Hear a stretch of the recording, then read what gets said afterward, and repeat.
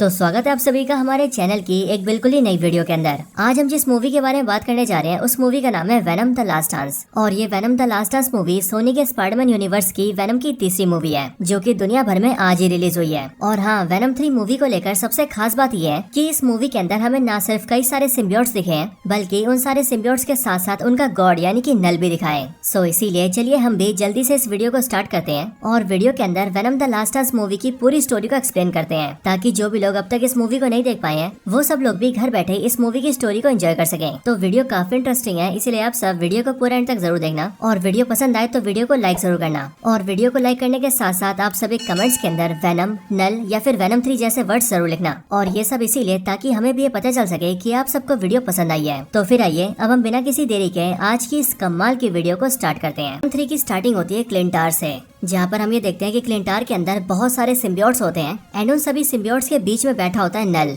वही नल जो कि इन सारे सिम्बियोट्स का गॉड है। बट यहाँ पर हम ये देखते हैं कि इस टाइम पर नल कैद होता है क्योंकि नल के हाथ पैर और उसके शरीर को उसके आसपास के सिम्बियोट्स ने जकड़ के रखा होता है। वो कहता है मैं नल हूँ, द गॉड ऑफ डार्कनेस यानी कि अंधेरे का भगवान, और मैंने ही सिम्बियोट प्रजाति को पैदा किया है। नल कहता है कि आज से बहुत साल पहले वो अपने अंधेरे के एम्पायर में था, लेकिन फिर अचानक से एक दिन रोशनी आई और उसने उसके अंधेरे के एम्पायर को उससे छीन लिया। लेकिन उसके बाद आगे चलकर उसके बनाए हुए सिम्बियोट बच्चों ने भी उसे धोखा दिया और उसे पकड़कर इस क्लिंटार के अंदर कैद कर दिया। इसके आगे नल कहता है कि इस कैद से निकलने के लिए उसे कोडेक्स चाहिए, क्योंकि कोडेक्स एक ऐसी चीज है जो कि इस कैद की चाबी बनकर नल को यहाँ से आजाद कर सकती है। अब इसके साथ ही यहीं पर हमें पता लगता है कि इस क्लिंटार पर नल के साथ न सिर्फ उसके सिम्बियोट्स होते हैं बल्कि यहीं पर ही बहुत सारे ज़ेनोफेज भी होते हैं। और ये ज़ेनोफेज ऐसे क्रीचर्स होते हैं जो कि सिम्बियोट्स को मारकर खाते हैं। अब दोस्तों यहाँ पर ही सोनी ने थोड़ा सा अलग टेक लिया है, और वो इसीलिए क्योंकि मार्वल कॉमिक्स के अंदर जो ये ज़ेनोफेज होते हैं ये लोग किसी और प्लेनेट के होते हैं, लेकिन वेनम 3 मूवी के अंदर हमें ये दिखाया जाता है कि इन सारे ज़ेनोफेज को भी नल ने क्रिएट किया है और नल ने इन सबको क्रिएट किया है सिम्बियोट्स को क्रिएट करने से पहले।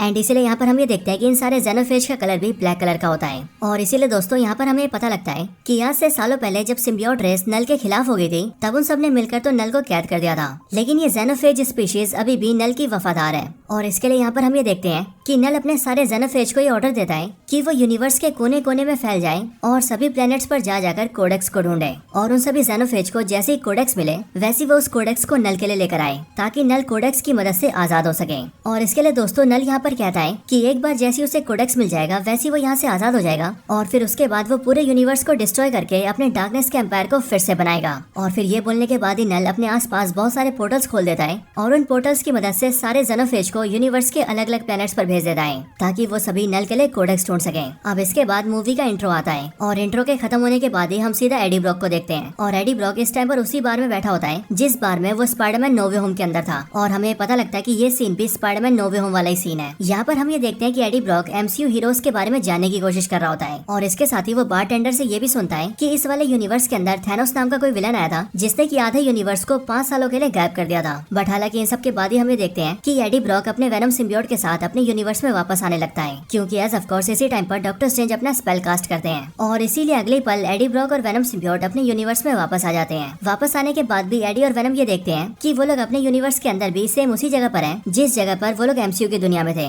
यानी कि इस टाइम पर भी वो लोग मैक्सिको के उसी बार के अंदर होते हैं। और तो और उनके सामने का बारटेंडर भी बिल्कुल सेम होता है, बस फर्क सिर्फ इतना होता है कि इनके यूनिवर्स के बारटेंडर के बाल लंबे होते हैं। अब एडी ब्रॉक के यहाँ पर आते ही हम ये देखते हैं कि वेनम एडी की बॉडी से अपने कई सारे हाथ बाहर निकालता है और एडी ब्रॉक के लिए ड्रिंक बनाकर उसे पिलाता है। लेकिन इसी टाइम पर बारटेंडर एडी को देखता है जिस वजह से वो ये नोटिस कर लेता है कि एडी की बॉडी के अंदर से बहुत सारे हाथ निकल रहे हैं। लेकिन फिर इसी टाइम पर एडी ब्रॉक उसी बार में लगे हुए एक टीवी को देखता है जिस टीवी के अंदर ये न्यूज चल रही होती है कि पैट्रिक मुलिगन नाम के एक डिटेक्टिव की मौत हो चुकी है और पुलिस को ये शक है कि पैट्रिक मुलिगन को एडी ब्रॉक ने मारा है। इसके लिए पुलिस एडी ब्रॉक को ढूंढ रही है, लेकिन एडी ब्रॉक इस टाइम पर गायब है। अब एडी ब्रॉक जैसे ये न्यूज सुनता है कि पुलिस वाले उसे पैट्रिक मुलिगन का हत्यारा समझ रहे हैं, वैसे ही वो समझ जाता है कि इस टाइम पर उसका सैन फ्रांसिस्को जाना खतरे से खाली नहीं है, क्योंकि अगर वो वहाँ पर जाता है तो पुलिस उसे अरेस्ट कर लेगी और अगर ऐसा होता है तो वो अपनी बेगुनाही को साबित भी नहीं कर पाएगा। लेकिन फिर इसके बाद ही वेनम सिम्बियोट एडी से बोलता है कि अब आखिरकार एडी क्या करने वाला है, जिस पर एडी वेनम को बताता है कि असल में अब वो यहाँ से सीधा न्यूयॉर्क जाएगा क्योंकि वहाँ पर वो एक जज को जानता है और एडी को उस जज के कई सारे बुरे कामों के बारे में पता है और इसीलिए एडी उस जज से मदद लेगा और अपने आप को बेगुनाह साबित करेगा। अब एडी ब्रॉक जैसे इस बात को फाइनल करता है कि उसे न्यूयॉर्क जाना है, वैसे ही वो उस बारटेंडर के पैसे देता है और पैसे देकर वहाँ से निकल जाता है। लेकिन दोस्तों इसी टाइम पर हम ये देखते हैं कि बारटेंडर को पैसे देने के लिए वेनम अपना हाथ निकालता है और उसके काउंटर के ऊपर पैसे रख देता है। लेकिन इसी टाइम पर हम ये देखते हैं कि वेनम ने जब काउंटर पर पैसे रखे होते हैं तब उसी टाइम पर पैसों के साथ साथ वेनम की बॉडी का एक छोटा सा टुकड़ा वहाँ पर रह जाता है और ये टुकड़ा भी बिल्कुल वैसा ही होता है जैसा टुकड़ा वेनम ने MCU यूनिवर्स में छोड़ दिया था। अब एडी ब्रॉक बाहर से निकलकर बाहर चलने लगता है, लेकिन बाहर सड़क पर चलते हुए उसे कई सारे कुत्तों की आवाज आती है और इसीलिए उन सारे डॉग्स की आवाजों को सुनकर एडी ब्रॉक उसी जगह पर जाता है जहाँ पर वो सारे डॉग्स होते हैं। वहाँ पहुंचकर एडी और वेनम ये देखते हैं कि कुछ बुरे लोगों ने बहुत सारे डॉग्स को पिंजरों में कैद कर रखा है और शायद से वो सब लोग मिलकर इन सारे डॉग्स को बेचना चाहते हैं और इसीलिए एडी और वेनम ये डिसाइड करते हैं कि वो लोग इन सारे पिंजरों को खोलकर डॉग्स को आजाद कर देंगे। लेकिन उनके ऐसा कुछ करने से पहले वहाँ पर 3 लोग आ जाते हैं और ये तीनों वही लोग होते हैं जिन्होंने इन सारे डॉग्स को यहाँ पर कैद किया होता है। यहाँ पर एडी इन सबको जाने के लिए कहता है और वो उन तीनों से कहता है कि अगर वो लोग इन सब कुत्तों को जाने दें और चुपचाप यहाँ से निकल जाएं तो वो किसी को भी कुछ नहीं करेगा। लेकिन हम ये देखते हैं कि वो तीनों एडी की बात नहीं मानते और वो लोग एडी पर हमला कर देते हैं और उस पर गोलियां चलाते हैं, जिसके रिस्पॉन्स में वेनम सिम्बियोट बाहर आता है और एडी ब्रॉक इस मूवी में पहली बार वेनम बनता है। और फिर वेनम बनते ही वो सबसे पहले सारे डॉग्स को आजाद करता है एंड देन उन तीनों विलन्स को पकड़कर वेनम उनके सर को खा जाता है। अब इन सब के बाद एडी फिर से अपने ह्यूमन फॉर्म में आ जाता है और उन सभी डॉग्स को आजाद करवा के वो वहाँ से निकल जाता है और अपने रास्ते में आगे की तरफ बढ़ने लगता है। लेकिन इसी टाइम पर हम ये नोटिस करते हैं कि एडी के पीछे वाली बिल्डिंग पर एक जेनोफेज आ जाता है, यानी कि वही जेनोफेज जिसे नल ने भेजा है। बट एडी ब्रॉक उस जेनोफेज को देखता नहीं है एंड वो अपने रास्ते पर चलता रहता है। अब इसी की दूसरी तरफ हम ये देखते हैं कि यहाँ से बहुत दूर एक आदमी बैठा है जो कि इस टाइम पर एडी ब्रॉक पर नजर रख रहा है और एडी ब्रॉक इस टाइम पर जिस रोड पर चल रहा है उस रोड के सीसीटीवी कैमरास एडी ब्रॉक की फुटेज कवर कर रहे हैं और इन्हीं सारे फुटेज के जरिए वो अनजान आदमी एडी ब्रॉक को देख रहा है। अब यहाँ पर हमें इस आदमी का फेस नहीं दिखाया जाता है, लेकिन ये आदमी यहाँ पर कहता है कि एडी ब्रॉक अब बाहर आ चुका है और इसीलिए अब इसे पकड़ने का वक्त आ गया है। और फिर इसके लिए ये अनजान आदमी जनरल रेक्स को फोन करता है एंड उससे कहता है कि वो एडी को पकड़ ले। और यहाँ पर इसकी बातों से हमें पता लग जाता है कि ये बंदा चाहे जो भी है लेकिन ये एडी ब्रॉक और वेनम दोनों के बारे में जानता है। अब इसके बाद ही हम सीधा जनरल रेक्स को देखते हैं जो कि इन्फॉर्मेशन मिलते ही अपनी टीम के साथ सीधा उसी बार के अंदर जाता है जहाँ पर एडी और वेनम थे। यहाँ पर पहुंचकर वो उस बारटेंडर से इन्फॉर्मेशन लेता है, जिस पर वो बारटेंडर जनरल रेक्स को बताता है कि अभी जो आदमी आया था उसके बहुत सारे हाथ थे और वो अपने हाथों को बहुत ही लंबा करके कुछ भी पकड़ रहा था। अब ये बात सुनकर ही जनरल रेक्स अपनी टीम से कहता है कि वो लोग उस बारटेंडर को बेहोश करके अपने साथ ले चलें, जिसके लिए टीम ऐसा ही करती है और वो उसे बेहोश करके अपनी गाड़ी में डाल देती है। लेकिन हाँ, इसके साथ ही जनरल रेक्स वेनम सिम्बियोट की बॉडी के उस छोटे से पार्ट को भी उठा लेता है जो कि वेनम की बॉडी से निकलकर काउंटर पर रह गया था। अब इसके बाद सीन शिफ्ट होता है और हम सीधा एक लेडी से मिलते हैं। अब इस लेडी का नाम होता है डॉक्टर पेन एंड हमें पता लगता है कि ये डॉक्टर पेन बेसिकली एरिया 51 के अंदर रिसर्च का काम करती है। अब दोस्तों, जो भी लोग नहीं जानते हैं उन सबको मैं बता दूं कि बेसिकली एरिया 51 नाम की जगह यूएसए में सच में एग्जिस्ट करती है और इस जगह को लेकर ऐसा कहा जाता है कि यहाँ पर एलियंस और एलियंस से जुड़ी हुई चीजों पर रिसर्च की जाती है एंड हमें इस मूवी के अंदर भी ऐसा ही दिखाया जाता है। हम डॉक्टर पेन को देखते हैं जो कि एरिया 51 में अपना काम करने जाती है और वहाँ पर आकर हमें पता लगता है कि बेसिकली अर्थ पर जितने भी सिम्बियोट्स मौजूद थे उन सारे सिम्बियोट्स को पकड़कर यहीं पर रखा गया है। लेकिन इसके कुछ टाइम बाद ही यहाँ पर डॉक्टर पेन से मिलने के लिए जनरल रेक्स आता है, जिसके बाद हमें पता लगता है कि जो जनरल रेक्स है वो भी असल में एरिया 51 के लिए काम करता है। यहाँ पर जनरल रेक्स ने बार के अंदर से वेनम की बॉडी के जिस छोटे से टुकड़े को पकड़ा होता है वो उसे भी डॉक्टर पेन को दे देता है ताकि वो उस पर रिसर्च कर सके। लेकिन फिर कुछ टाइम बाद ही डॉक्टर पेन जनरल रेक्स को लेकर सीधा एक रूम के पास जाती है और वहाँ रूम के अंदर के एक बंदे को देखने लगती है। हम ये नोटिस करते हैं कि उस रूम के अंदर पैट्रिक मुलिगन है जो कि इस टाइम पर जिंदा है और एरिया 51 की कैद में है। यहाँ पर डॉक्टर पेन और जनरल आपस में बात करते हुए कहते हैं कि जब हमें ये मिला था तब उस टाइम पर ये मरा हुआ था और इसके लिए हमने एक सिम्बियोट से इसका बॉन्ड करवाया जिस वजह से अब ये जिंदा हो चुका है। एंड फिर यहीं से दोस्तों हमें पता लगता है कि सोनी के स्पाइडरमैन यूनिवर्स के अंदर कोई सिम्बियोट किसी मरे हुए को भी जिंदा कर सकता है। अब इसके बाद ही हमें नोटिस करते हैं कि पैट्रिक मुलिगन एकदम से खड़ा हो जाता है और वो रूम के शीशे के पास आता है एंड वो डॉक्टर पेन और जनरल से बात करते हुए उनसे कहता है कि तुम सबके ऊपर बहुत ही बड़ा खतरा आने वाला है। इसके बाद ही हमें पता लगता है कि असल में पैट्रिक मुलिगन जो भी बोल रहा है वो असलियत में उसके सिम्बियोट के शब्द है, जिसका मतलब इस टाइम पर पैट्रिक मुलिगन नहीं बल्कि उसका सिम्बियोट उनसे बातें कर रहा है। यहाँ पर पैट्रिक मुलिगन के अंदर का सिम्बियोट जनरल और डॉक्टर पेन को नल के बारे में बताता है और इस सिम्बियोट को भी नल के बारे में इसीलिए पता है क्योंकि सोनी के स्पाइडरमैन यूनिवर्स के सारे सिम्बियोट्स हाइव माइंड से कनेक्टेड है। वो सिम्बियोट उन्हें बताता है कि जिसने उन सबको क्रिएट किया है उसका नाम नल है और वो अंधेरे का भगवान है। लेकिन आज से बहुत साल पहले उन सारे सिम्बियोट्स ने मिलकर नल को कैद कर दिया था, पर अब नल आजाद होना चाहता है और इसीलिए अब वो कोडेक्स को हासिल करना चाहता है ताकि कोडेक्स से वो खुद को आजाद कर ले। अब इसके बाद सीन शिफ्ट होता है और हम सीधा एडी को देखते हैं। हम ये देखते हैं कि एडी ब्रॉक वेनम सिम्बियोट बनकर एक प्लेन से चिपक गया है और वो उसी प्लेन के जरिए हवा में उड़ के न्यूयॉर्क आ रहा है। लेकिन इसके अगले पल एक जेनोफेज वेनम को ट्रेस करता हुआ उसी प्लेन के ऊपर आ जाता है, जिसके बाद उसी प्लेन पर वेनम और जेनोफेज की फाइट होती है और हम यहाँ पर ये देखते हैं कि जेनोफेज को वेनम की बॉडी के अंदर कोडेक्स दिख रहा होता है जो कोडेक्स वेनम के गले पर होता है। लेकिन यहाँ पर वेनम किसी तरह से जेनोफेज को चकमा दे देता है और वो प्लेन से कूदकर एक पैराशूट खोलता है और एडी को बचा लेता है। नीचे आकर एडी ब्रॉक वेनम से पूछता है कि आखिर वो क्रीचर कौन था और आखिरकार वो उन पर हमला क्यों कर रहा था। इसका जवाब देते हुए वेनम एडी को बताता है कि असल में वो एक जेनोफेज था और वो यहाँ पर उनसे उनका कोडेक्स लेने आया था। अब वेनम की बातें सुनकर एडी को कुछ भी समझ नहीं आता है, इसीलिए एडी उससे कहता है कि आखिरकार ये सब क्या चल रहा है, जो सुनकर वेनम एडी को सब कुछ शुरुआत से बताता है। वेनम एडी को बताता है कि असल में उन सभी सिम्बियोट्स को एक गॉड ने क्रिएट किया है, जिस गॉड का नाम है नल। लेकिन उसी नल ने सभी सिम्बियोट्स को क्रिएट करने के साथ साथ सारे जेनोफेज को भी क्रिएट किया है, यानी कि वही क्रीचर जो कि उन पर हमला करने आया था। लेकिन आज से बहुत साल पहले सारे सिम्बियोट्स से मिलकर नल को क्लिंटार के अंदर कैद कर दिया था। पर अब नल आजाद होना चाहता है और आजाद होने के लिए उसे कोडेक्स चाहिए। अब इसके बाद कोडेक्स के बारे में बताते हुए वेनम सिम्बियोट एडी से कहता है कि एक सिम्बियोट के अंदर अपने होस्ट को फिर से जिंदा करने की पावर्स होती है, और इसीलिए मान लो अगर किसी सिम्बियोट का होस्ट मर गया तो वो सिम्बियोट अपने होस्ट को फिर से जिंदा कर सकता है। लेकिन जैसे कोई सिम्बियोट अपने होस्ट को फिर से जिंदा करता है, वैसे उसके और उसके होस्ट की बॉडी के अंदर एक एनर्जी डेवलप हो जाती है, और वही एनर्जी असल में कोडेक्स है। और यही कोडेक्स नल को चाहिए, जिससे कि वो खुद को क्लिंटार नाम की जेल से आजाद कर सके। अब वेनम की बात सुनकर एडी उससे कहता है कि अच्छा है कि हमारे पास तो कोई कोडेक्स नहीं है, क्योंकि मैं तो कभी नहीं मरा हूँ। पर ये सुनते ही वेनम एडी से कहता है कि तुम एक बार मर चुके हो। और फिर इसके बाद ही हमें एक पुराना सीन दिखा जाता है, जो सीन वेनम 1 मूवी का होता है। एंड यहाँ पर हम ये देखते हैं कि एडी ब्रॉक की मौत हो जाती है, जिसके बाद वेनम सिम्बियोट एडी को फिर से जिंदा करता है। एंड अब इसी वजह से वेनम सिम्बियोट और एडी की बॉडी के अंदर कोडेक्स आ चुका है। लेकिन यहीं पर ही वेनम एडी से ये भी कहता है कि जेनोफेज को कोडेक्स सिर्फ तभी दिखाई देता है जब वो एडी ब्रॉक को पूरी तरह से वेनम में ट्रांसफॉर्म करता है, क्योंकि जैसे एडी ब्रॉक पूरी तरह से वेनम बनता है, वैसे उसके गले पे जो कोडेक्स है वो पूरी तरह से चमकने लगता है, और जेनोफेज को कोडेक्स से सिग्नल मिलने लगता है, जिस वजह से जेनोफेज बहुत दूर से भी कोडेक्स को ढूंढकर वहाँ पर आ जाता है। और इसके लिए वेनम एडी से कहता है कि जब तक हमारे पास जेनोफेज का खतरा है, तब तक वो एडी को पूरी तरह से ट्रांसफॉर्म नहीं करेगा, क्योंकि अगर ऐसा हुआ तो जेनोफेज उसे ढूंढकर वहाँ पर आ जाएगी, और फिर वो एडी और वेनम दोनों को मारकर कोडेक्स को लेकर सीधा नल को दे देगी, जिसके बाद वो दोनों तो मरेंगे ही, बल्कि नल भी आजाद हो जाएगा। अब इसके बाद एडी और वेनम आगे बढ़ते हैं, और थोड़ा आगे आते उन्हें घोड़ा दिखता है, जिसके बाद ही वो दोनों डिसाइड करते हैं कि वेनम घोड़े से बॉन्ड होगा, ताकि वो एडी को जल्दी से वहाँ से ले जा सके।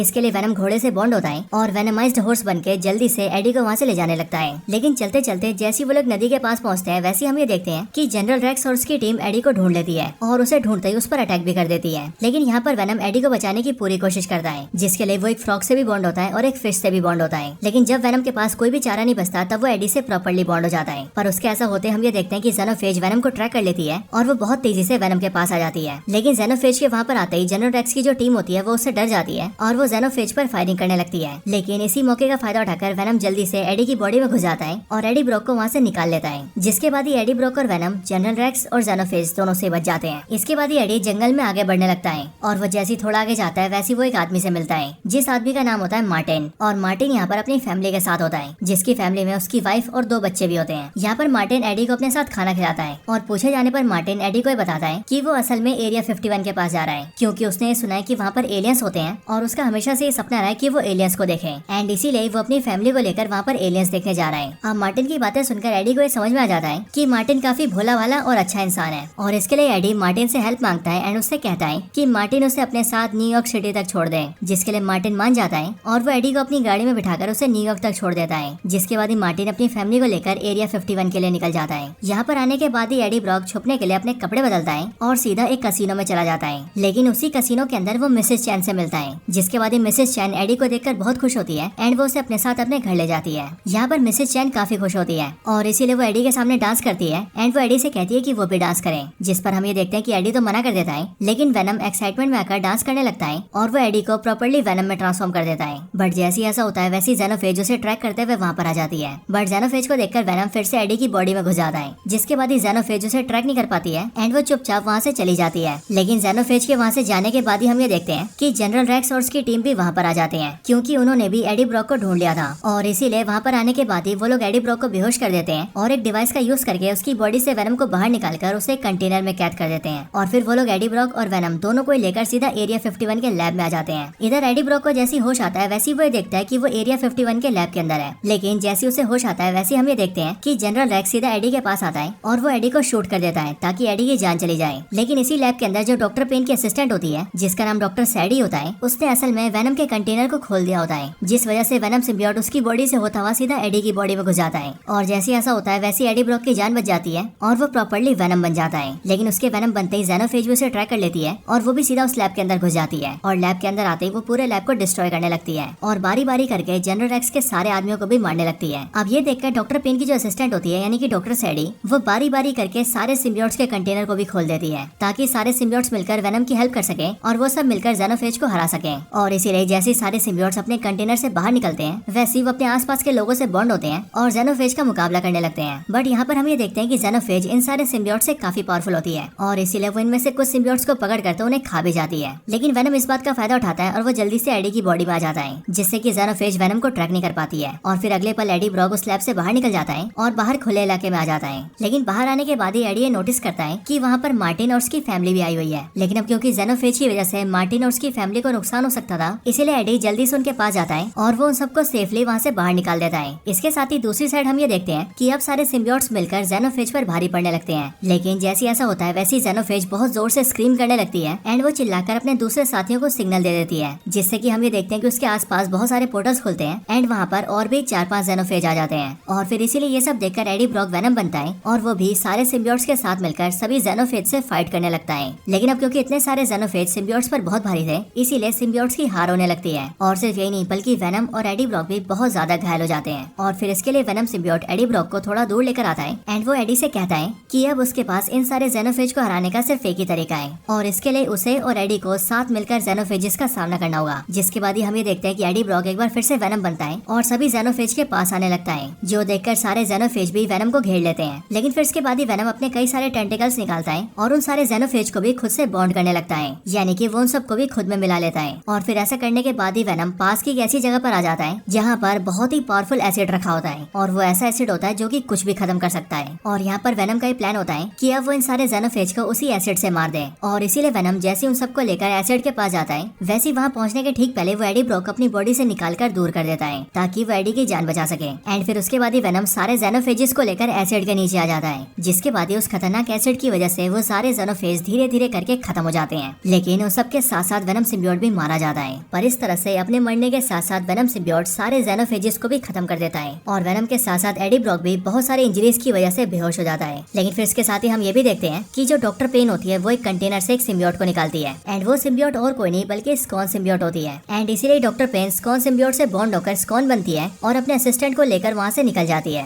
इसके बाद जब एडी ब्रॉक की आंखें खुलती है तब वो ये देखता है कि वो इस टाइम पर एक हॉस्पिटल के अंदर है। यहाँ पर एडी ब्रॉक से मिलने के लिए यूएस मिलिट्री का एक सीनियर ऑफिसर आता है और वो यहाँ पर आकर एडी को थैंक यू बोलते हुए उससे कहता है कि एडी ब्रॉक ने ज़ेनोफेज नाम के उन सारे एलियन क्रीचर से हम लोगों को बचाया है और एडी एंड उसके वेनम सिम्बियोट की वजह से ही एक बहुत बड़ी अनहोनी होने से बच गई है। और इसीलिए वो ऑफिसर एडी को उसके सारे चार्जेस से फ्री कर देता है एंड वो एडी से कहता है कि अब से एडी ब्रॉक अपनी लाइफ को आराम से जी सकता है। अब इसके अगले सीन में हम ये देखते हैं कि एडी ब्रॉक अपनी लाइफ को नॉर्मली जीने लगता है, लेकिन एडी को अपने वेनम सिम्बियोट की बहुत याद आती है। लेकिन फिर इसके साथ ही ये मूवी खत्म हो जाती है। अब दोस्तों मूवी के खत्म होने के बाद इस मूवी के अंदर 2 पोस्ट क्रेडिट सीन्स आते हैं, जिनमें से पहले सीन के अंदर हम नल को देखते हैं। इस सीन में हमें नल का प्रॉपर फेस दिखाया जाता है और यहाँ पर नल कहता है कि अब मैं पूरे यूनिवर्स को डिस्ट्रॉय करके रख दूंगा। सो इसीलिए इस वाले सीन से हमें पता लगता है कि गॉड ऑफ सिम्बियोट्स नल को मूवीज के अंदर आगे भी यूज किया जाएगा। बाकी इसके साथ ही बात करें दूसरे सीन के बारे में, तो इस दूसरे वाले सीन के अंदर हमें वही बारटेंडर दिखता है जिसे जनरल रेक्स पकड़ के एरिया 51 में लाया था। यहाँ पर हम ये देखते हैं कि बारटेंडर एरिया 51 के बाहर खड़ा होता है और वो ये देख रहा होता है कि आसपास की सारी चीजें डिस्ट्रॉय हो चुकी है और इसीलिए उसे समझ में नहीं आ रहा होता है कि आखिरकार यहाँ पर क्या हुआ है। लेकिन फिर यहीं पर ही हम ये भी देखते हैं कि उस बारटेंडर के थोड़ा दूरी पर ही वेनम सिम्बियोट की बॉडी का वही टुकड़ा होता है जिसे जनरल रेक्स ने बारटेंडर के बार से पकड़ा था। लेकिन ये सीन भी यहीं पर खत्म हो जाता है। सो दोस्तों ये वाला सीन बेसिकली हमें बताता है कि सोनी के स्पाइडरमैन यूनिवर्स के अंदर वेनम अभी भी जिंदा है, क्योंकि वेनम की बॉडी का जो छोटा सा टुकड़ा बच गया है वही आगे चलकर यहाँ का वेनम बनेगा और शायद से हो सकता है कि वो सबसे पहले बारटेंडर के साथ ही बॉन्ड हो। लेकिन अब एक्चुअल में होता क्या है ये सब तो हमें आगे ही पता लगेगा। सो दोस्तों ये थी video venom the last dance movie की स्टोरी के ऊपर। वैसे आपको ये वीडियो कैसी लगी ये आप मुझे कमेंट्स के अंदर जरूर बताना और अगर आपको वीडियो पसंद आई हो तो वीडियो को लाइक करना और कमेंट्स के अंदर वेनम या फिर वेनम 3 जरूर लिखना, या फिर आप चाहे तो गुड या फिर वेरी गुड भी लिख सकते हैं। और ये सब इसीलिए ताकि हमें पता चल सके कि आप सबको वीडियो पसंद आई है। तो बस आज की इस वीडियो में इतना ही। इस वीडियो को यहीं पर एंड करते हैं। बाकी मैं मिलता हूँ आप सबसे ऐसी किसी और बेहतरीन वीडियो में। तब तक के लिए गुड बाय।